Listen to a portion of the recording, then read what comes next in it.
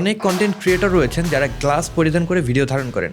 আজকের ভিডিওতে আমরা জেনে নেব আপনি যদি গ্লাস পরিধান করে ভিডিও ধারণ করেন সেক্ষেত্রে লাইটের যে রিফ্লেকশন রয়েছে অ্যাভয়েড করে কীভাবে ভিডিও ধারণ করতে পারবেন। This is your host James Prince and welcome to Zappy stream.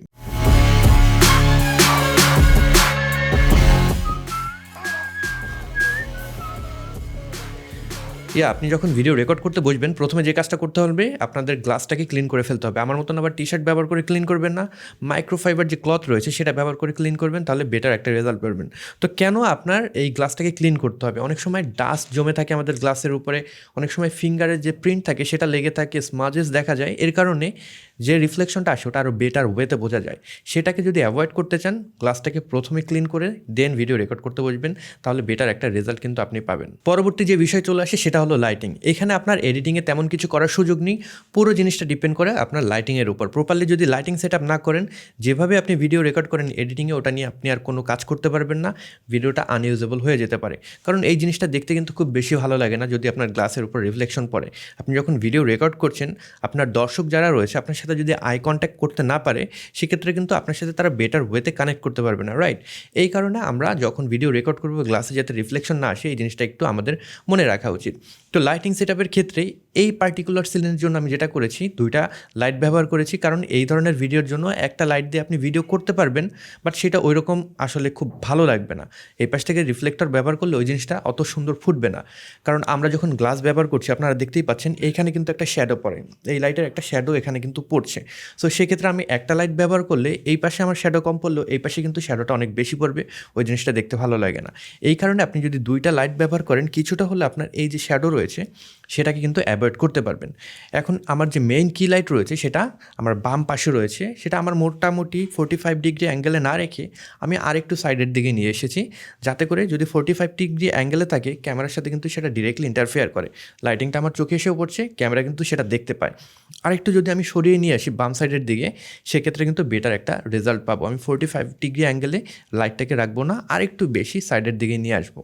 তো এখন আরেকটা বিষয় চলে আসে, সেটা হলো আপনি যদি সরাসরি আপনার সমান্তরালে লাইটটা রাখেন, আমার মাথা এই পজিশনে রয়েছে, আমি লাইটটাকেও যদি এই পজিশনে রাখি সেক্ষেত্রেও কিন্তু রিফ্লেকশন চলে আসবে, ওটাকে অ্যাভয়েড করা একটু টাফ হয়ে যায়। এই ক্ষেত্রে আমি যেটা করতে বলি সেটা হলো আপনার যে লাইট রয়েছে সেটা আরেকটু উপরের দিকে রাখবেন, উপর দিক থেকে আপনি নিচের দিকে ডাউন অ্যাঙ্গেল করে রাখবেন। এতে করে সরাসরি ক্যামেরার সাথে ইন্টারফেয়ার করবে না। আপনি সাইডে যখন রাখলেন রিফ্লেকশনটা আসবে, কিন্তু উপরের দিকে একটু রাখলে ওই রিফ্লেকশনটা আপনি অ্যাভয়েড করতে পারবেন। এখন আমার চোখে আপনারা কোনো রিফ্লেকশন দেখছেন না, রাইট? আমি যদি একটু উপরের দিকে সাইড হই তাহলে কিন্তু রিফ্লেকশনটা দেখতে পাবেন। তো এই জিনিসটা একটু কনসাসলি আপনাকে হ্যান্ডেল করতে হবে। আপনি যদি বারে বারে ডানে বামে উপরে নিচে মুভ করেন সেক্ষেত্রেও কিন্তু লাইটিংয়ের যে রিফ্লেকশন সেটা চলে আসতে পারে।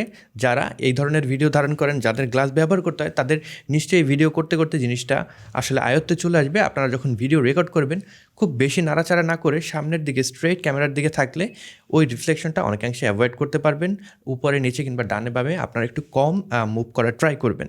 তো আমাদের এই লাইটটাকে আমি কম্পেনসেট করার জন্য এই পাশ থেকে আরেকটা লাইট দিয়েছি, তবে এই লাইটটা আমি আবার উপর থেকে দেইনি, কারণ এই লাইটটা অলরেডি আমার উপর থেকে আসছে এবং এই কারণে এইদিকে অনেক শ্যাডো চলে আসছে।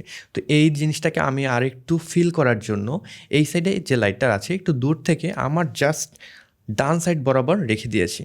এতে করে যেটা হচ্ছে এইটার যে সফট লাইট রয়েছে, আমি যে মেইন লাইট রয়েছে সেটাকে আমি সফট করার জন্য আরেকটা ডিফিউজার ব্যবহার করেছি।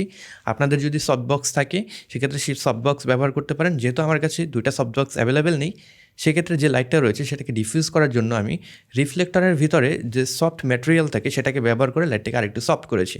এখন যেটা হচ্ছে আমার এই সাইডের যে শ্যাডোগুলো ছিল সেটা কিন্তু সব আসলে এটা ফিল করে দিচ্ছে। আমি যদি লাইটটাকে অফ করে আপনাদেরকে একটু দেখাই, ফিল লাইট ছাড়া কীরকম রেজাল্ট আসে আপনারা দেখতেই পাচ্ছেন। এখন শুধুমাত্র একটা লাইট ব্যবহার করা হচ্ছে, সেক্ষেত্রে কিন্তু এই সাইডে অনেক বেশি শ্যাডো পড়ে যাচ্ছে, আমার গ্লাসের নিচেও আপনারা শ্যাডো দেখতে পাচ্ছেন। সো আমরা যখন গ্লাস ব্যবহার করে ভিডিও রেকর্ড করব এই ধরনের সিনেমেটিক লাইটিংকে অ্যাভয়েড করে আমরা যদি একটু ফ্ল্যাট লাইটিং করি সেক্ষেত্রে কিন্তু বেটার একটা রেজাল্ট পাবো। আমি লাইটটি জ্বালিয়ে দিচ্ছি। তো এই গেল আমাদের মেইন লাইটিং। এরপর আমি যে লাইটিংটা করেছি সেটা হলো আমাদের পিছনে ব্যাকগ্রাউন্ডে একটা লাইট রেখেছি যেটা হলো আমাদের প্র্যাকটিক্যাল লাইট। সেটাকে কম্পেনসেট করার জন্য জাস্ট আমার উপর থেকে একটা লাইট আমি এখানে দিয়েছি, এতে করে একটা রিম লাইটের সৃষ্টি হচ্ছে। যেহেতু আমার পুরো ব্যাকগ্রাউন্ডটাই অনেক ব্রাইট, এটাকে একটু সেপারেট করার জন্য আমার ব্যাকগ্রাউন্ড থেকে আমি এখানে রিম লাইটটা ব্যবহার করছি। আপনারা রেজাল্টটা দেখতেই পাচ্ছেন। সো আপনারা এইরকম একটা সেট আপ করে কিন্তু যারা গ্লাস পরিধান করেন ভিডিও রেকর্ড করতে পারেন, তাতে আশা করি আপনাদের যে রিফ্লেকশন রয়েছে গ্লাসে সেটা অনেকাংশেই কমে যাবে। একদম এলিমিনেট করা একদমই পসিবল না, কারণ আপনি একটু মুভ করলে সেই রিফ্লেকশন চলে আসতেই পারে। সেক্ষেত্রে এরকম সেট আপ করলে আপনি অনেকাংশে সেটাকে অ্যাভয়েড করতে পারবেন। আরেকটা কাজ করতে পারেন, একটা লাইট দিয়ে যদি আপনারা পুরো যে সেট আপ সেটা করতে চান, সেক্ষেত্রে আপনারা লাইটটা এভাবে ব্যবহার না করে লাইটটা আপনারা সিলিংয়ে আপনাদের যে রুফ রয়েছে সেটার উপরে কিন্তু নিক্ষেপ করতে পারেন। তাতে করে যেটা হবে, সিলিংয়ের লাইটটা পড়ে সেটা কিন্তু চারিদিকে বাউন্স হয়ে নিচে একটা সফট লাইট আপনি পাবেন। এখন আপনারা আমাকে যে সিনটাতে দেখতে পাচ্ছেন, এখানে আমার যে মেইন লাইট রয়েছে ওইখান থেকে সব ধরনের সফট বক্স আমি রিমুভ করে দিয়েছি। শুধু যে লাইট রয়েছে গডেক্স SL60W, এই লাইটটাকে আমি সিলিংয়ে বাউন্স করেছি, সেখান থেকে রিফ্লেক্ট হয়ে লাইটটা নিচের দিকে আসছে, এরকম একটা লাইট পাচ্ছি। এখানে প্রবলেম হলো এই লাইটটাকে আমি কন্ট্রোল করতে পারবো না, ওইভাবে মাউল্ট করতে পারবো না, নিজের ইচ্ছা মতো শেপ দিতে পারবো না। তবে কিন্তু খুব ইউজেবল একটা লাইট আপনারা এখান থেকে পেতে পারেন। তো এই ছিল আজকের ভিডিও। আশা করি আপনারা বুঝতে পেরেছেন, আপনারা যদি গ্লাস ব্যবহার করে ভিডিও কন্টেন্ট শ্যুট করেন, সেক্ষেত্রে রিফ্লেকশনটা অ্যাভয়েড করা কতটা জরুরি এবং কীভাবে আপনারা সেটাকে অ্যাভয়েড করতে পারেন। সবাই ভালো থাকবেন, সুস্থ থাকবেন। পরবর্তী ভিডিওতে নতুন কোনো বিষয় নিয়ে আবার দেখা হয়ে যাচ্ছে। Until then, goodbye.